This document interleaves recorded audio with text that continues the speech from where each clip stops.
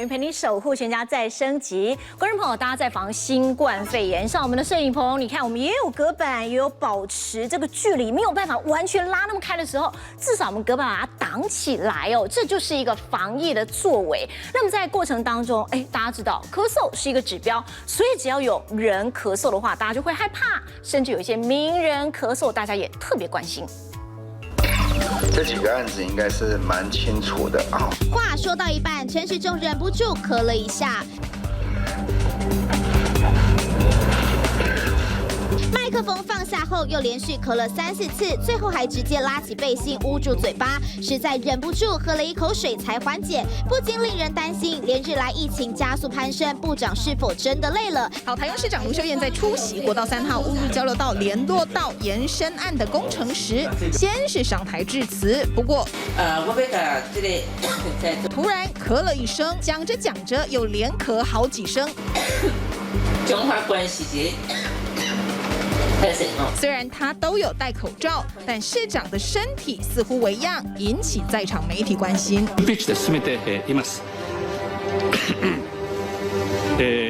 立法措置だけでなく、あらゆる日下安倍3号在国会预算委员会中答询，全程没有戴口罩，咳嗽直接用手捂。虽然之后他改用西装遮住口鼻，但已经吓坏后方女官员瞪大眼睛。另一名戴口罩官员下意识拉了拉口罩，网友担心安倍也中标，劝他最好快去检查。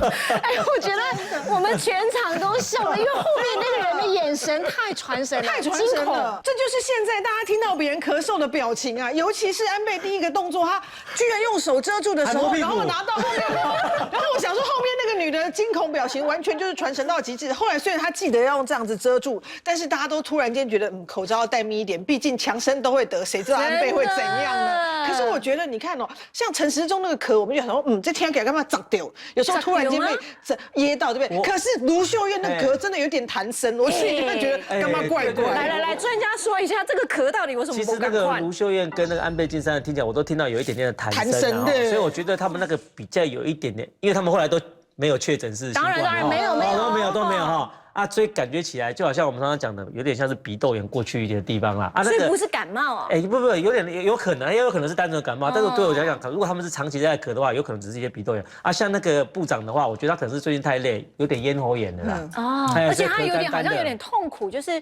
是不是会痛还是怎么样那种感觉？没有。 部长听起来的话，我觉得可能还是太累了啦，所以可能有一些轻微的鼻涕倒流或怎么样，他稍微有点感冒。可是部长都有做标准动作了，就这样遮，也没有去摸屁股。现在咳嗽的标准动作不是这个了，是什么？是像我之前在采访叶基川那个叶前署长的时候啊，他就一直咳嘛，然后他的标准动作就是不好意思，我是气喘。先解释就对。现在标准动作是我是气喘，我是过敏，我是卡扎掉，我绝对不是安那。好，那我们这个彭医师呢，中医的观点，刚刚听到那3个名人他们的咳嗽。 我这边不讲，其实中医讲咳跟嗽是2件事，咳就是有声音，但是没有痰，比较像部长这个，像卢秀燕这个，他的痰声比较没有这么明显。那主要就是肺气不足，因为讲话很耗气嘛，他就一直开记者会，所以他一直讲话，气不顺的时候就咳一声，然后又顺了。然后在这个时候咳嗽，因为太敏感、压力大，胃酸上来逆流，又咳一下，所以我觉得就很冤枉了哈，应该不是感染造成的。那如果真的是感染的话，他咳是不会停的，而且那个痰声是会很重，然后很明显这样。好，我们就来听听看，其实这是英国一个确诊的病例。其实他拍下这一段呢，当时是希望提醒所有的人不要轻忽，因此呢，他录影的过程当中，他是自拍。那他在负压隔离病房录影的过程当中呢，其实就不断的咳，让人看了很心疼。这一位痛苦咳嗽的女子，当时就因为确诊新冠病毒住进 ICU， 现在她康复了，也要为强生加油。 When you get to day 10 of your symptoms, it really is at its peak. So my heart really just goes out to what he's experiencing. 很棒因为我第一次播到他的新闻是他咳得很痛苦，然后当时他说你们不要轻忽，不要像我这个样子，我就是一个例子来提醒大家。还好他后面康复了，所以代表好好治疗是会康复的。可是他那个咳，新冠肺炎的咳又可以听出什么？其实我觉得咳嗽只是一个表征呐，因为像我们常常在讲，刚开始在讲新冠的时候，大家是不是都听到我们有个名字叫做干咳嘛？都说你咳嗽可是没有痰声，可是你刚才看到那一位荧幕上的那个小姐，她咳嗽明显都有痰声啊，也是哦。所以我才讲说。咳嗽的早期，你可能是没有痰声，它只是在发炎，气管在发炎，你就咳嗽是干咳的。可是只要稍微晚期一点点，它有分泌物一些跑出来的时候，或是有一些感染的时候，你就自然就会有痰声了。所以我们很难用咳嗽的声音去区别你是怎么样的。只是说，如果你早期一来的话，就是干咳的话，比较有可能是一些病毒的感染。好，我们陈主任是这一方面的专家，所以病毒感染确实一开始比较容易干咳吗？病毒性的感染基本上它的黏液应该会比较少一点了。那如果细菌性的感染，它常会合并高烧，甚至痰液会比较粘稠，甚至会比较黄绿，这些都是大家常听到的嘛。当然，病毒感染以后，在一段时间以后，因为我们呼吸道的一些破坏，它容易或是一些问题，它容易合并一些细菌性的感染，所以有时候2个会一起过来。而且其实这个光新冠肺炎的症状真的是千奇百怪，它不断的变种，然后有欧洲型、大陆型、埃及型等等的。这个最新的相关研究，我觉得应该是这样说，大家都会想要从症状去区分说你是不是新冠嘛，因为前一阵子天气很冷嘛，感冒的人一大堆嘛，所以我们一直在被人家问说你到底有哪些症状，我就一定要去检查嘛。因为现在政府交代我们的是说，如果你有接触史，如果你有旅游史，你就要怎么样。可是有很多人在家里面，他就是自动跑出来，他都吓得要死，一直跑到医院来说，我可以自费来筛检新冠肺炎嘛？因为他觉得他症状跟上面讲的很像嘛。你现在我们每次进到医院的时候会做什么？量体温，所以发烧一直都是第一名，不管是在前还是后，发烧一直都会。好，这个是 WHO 它所公布的前10个症状。那么这个呢是在大陆，其实它的调查时间也没有太长，不过它在1月23号，如果大家记得小年夜前一天，大陆开始封城了。他那时候调查了一些症状其实不太一样，可是发烧都第一名。对，所以我才说为什么大家觉得很奇怪，说为什么大家都是把那个在进去医院里面都要量体温，然后现在去很多餐厅也要量体温，因为发烧一直以来都是第一名，可是第2、第3、第4就一直在变了。各位看到现在咳嗽跑到第4名去了，而且他也没有强调是干咳。这个在之前我们在交代，在新冠刚出来的时候，我们在教大家怎么分新冠跟流感的时候，我们不是说流感比较会肌肉酸痛、全身无力吗？可是你现在看。这个新冠也跑上去了，所以非常非常的难啦。大概比较明显的还是发烧跟咳嗽啦。所以我说这个症状现在是这样，搞不好再过一阵子的那个杂志出来又不一样了。对，好，但不管怎么样，其实发烧是一个，所以量体温重要。第2个咳嗽也是在前5名当中。那么以中医来讲，其实这个中医也是很会治咳嗽的，而且有很多法宝哦。有没有什么其他的病症好了，跟咳嗽有关？那它有一些特异性。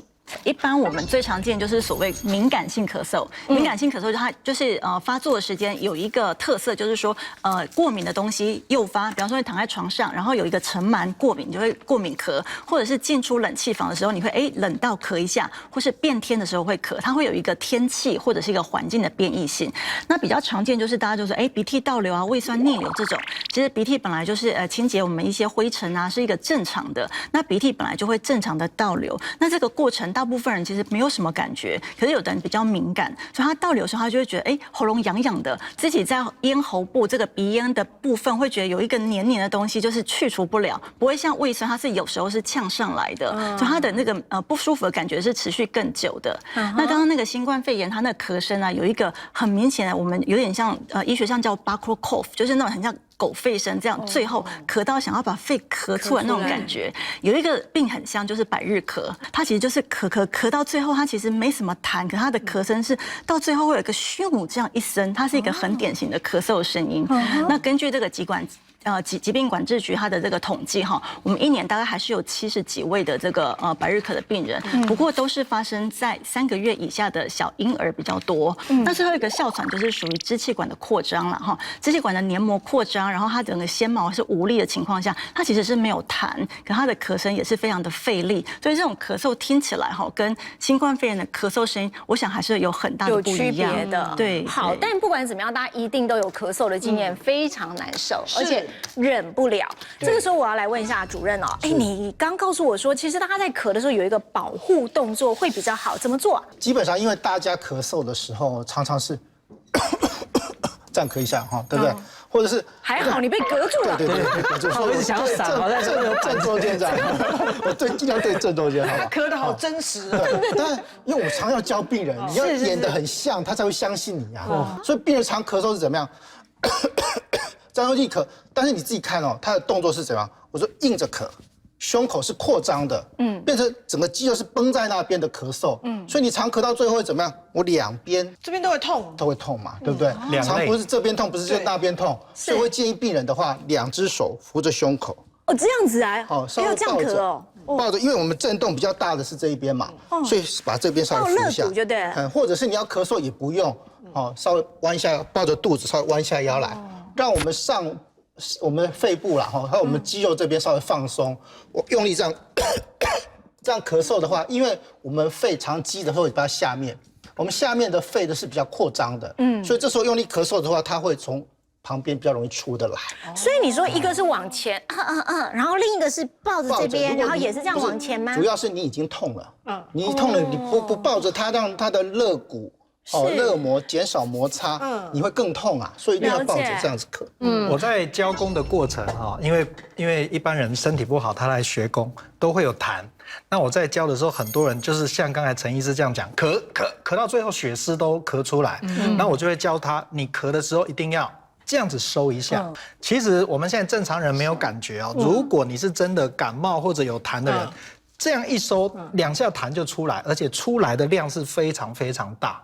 所以我们在咳的时候，就是那手要用力吗？还是不用？其实不用怎么用力，就这样2下，那个特别是下面的痰一下子就出来了，一下子那个从下面出来。你看健康2.0就是有这个好处，很多法宝可以学。我们的这个彭医师也有一个穴位可以帮忙一下止咳啊。对，因为咳嗽跟肺有关嘛，那中医的肺脏它就是透过肺经，然后到身体的外侧，肺经从胸走到手。最后面一个穴位就叫做少商穴，所以你要咳的时候，你可以掐住自己的这个拇指，用力这样掐一下，然后放。每天可以练习5分钟，可以增强你的肺气。正在咳，你可以握住你的这个肋骨旁边的肌肉帮忙咳。可是不咳的时候，你可以透过穴位的刺激来增强身体的肺气。所以你要开声音，你喉咙痛、喉咙肿，你就是按少商穴，你的声音就会出来，就比较不会咳嗽这样子。所以包括咳嗽、喉咙痛、喉咙肿都可以按，对，效果都很好。像有时候看诊，病人讲一讲就烧瞎，讲不出来。然后因为在诊间，我们很快就是会拿所谓消毒过的3棱针，在少商这边轻轻刺一下，放出1滴血之后，它就会马上喉咙声音就会开过来。对，所以像这个少商这个位置，平常我就建议像这样子，老师啦、广播或是主持人的这个职业，平常就可以多按。对，就是用掐的也可以，会有一点微痛的感觉，其实是一个比较标准的一个按摩的方式。我奶奶从小就教我们如果小孩子在咳的时候，他就马上来用指甲，就是往这个地方就掐，然后我们就叫他，然后就忘记咳了。没有几下之后，真的那个咳的那个会松掉。这就是肺经嘛。好，所以大家可以试试看，原来少商穴很简单嘛，就在手上。那如果以这个新冠肺炎来讲好了，其实全球已经好几万人死亡。那在当中呢，包括中研院的院长，他有特别提到，那个肺部其实被一个黏液给这个整个都塞满了，痛苦的过程。对，其实这个图大家应该有知道，大家有没有听过？大家说曾经有形容过说，新冠肺炎的病人在快要死亡的过程，他们说像在溺水，对，渐渐的吸不到空气。为什么会这样子？大家都知道，我们的呼吸道分上呼吸道跟下呼吸道嘛，气管上面是上呼吸道，气管这边以下就是下呼吸道。肺的主要的功能是什么？叫做交换气体嘛，靠什么？靠肺泡。所以我们吸空气吸进来的时候，气管进来，然后到肺，肺到最后面就是会有个肺泡，肺泡放大起来就是长这样。它要有肺动脉、肺静脉，还有微血管进去做血液的交换嘛。所有的气打进去之后，这一个肺泡会这样子鼓起来，会鼓起来，会鼓起来。正常来讲，肺泡里面是没有东西、没有水分的，因为你的空气才有办法这样散出去。对啊，如果你有东西挡在那边，它的空气的交换就会受到阻绝了。那你想想看，我们的这次的新冠的肺炎的那个病毒，它就是攻击我们的肺泡。它攻击我们肺泡的时候会怎么样？我们身体的白血球啊什么东西，通通就会过去攻击它，因为我们身体那个免疫会保护我们自己嘛。所以在打战的过程当中，就会有很多的尸体跑出来。尸体有2个人的尸体，对，一个是病毒的尸体，一个是这些免疫细胞的尸体。它就会塞在肺泡里，对，然后就会塞在这边。然后重点是在打战的过程还会流很多的血，就是所谓的液体。所以你的肺泡里面就会充满很多的那种细菌的尸体，那个病毒的尸体。白血球的尸体还有很多的黏液，所以有点像一颗球变成装了水，对，它可能里面装一半。所以它只剩下一点点的空间，只剩下一点点的空间，所以变成说你本来这个气球空空的，吹满气可以有100cc 的气体，可它里面当它有90cc都是这些水分，都是这些尸体的时候，你气只能交换10cc 而已，这时候你的肺的功能就只剩下原来的1/10，所以就会很像在溺水的感觉。这时候你不插呼吸器，大概就挂掉了。